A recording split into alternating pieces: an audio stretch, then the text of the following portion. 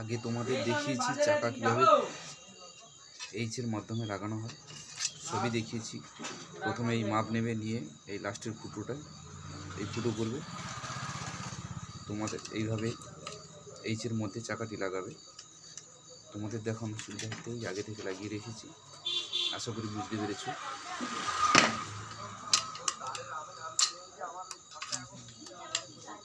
এইবারে দেখতে হবে এইচ কীভাবে এ সেকশন এবং ইন্টারলকে সেটিং করতে হয়।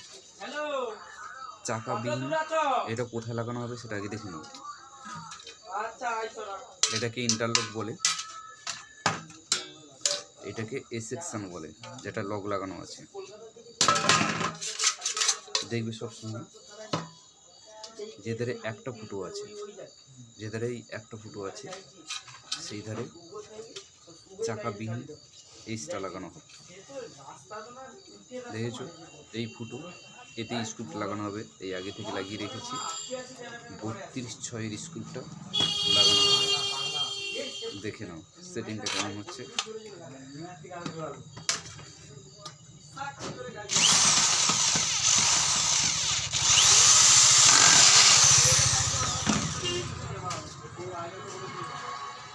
দেখেছো এইভাবে সেটিং হবে, যে ধারে একটা ফুটো সে ধারে চাকাবিহীন, পাল্লা সবসময় উপরের দিকে থাকবে।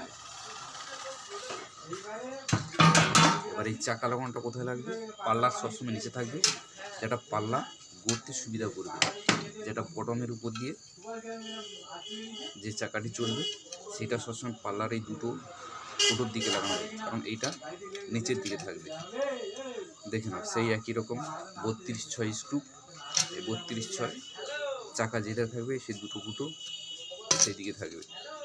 সবসময় দুটো ফুটো যেদিকে থাকবে চাকাটা ঠিক সেধারে লাগানো হবে।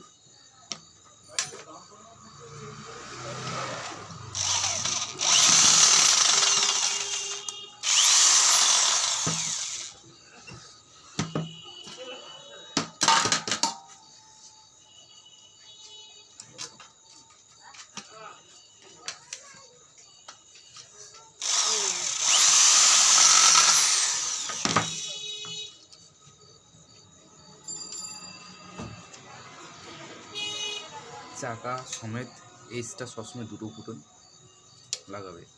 পাল্লা সবসময় নিচের দিকে থাকবে, চাকাটা নিচের দিকে থাকলে বটমের উপর দিয়ে চলাফেরা করবে। আশা করি বুঝতে পেরেছো।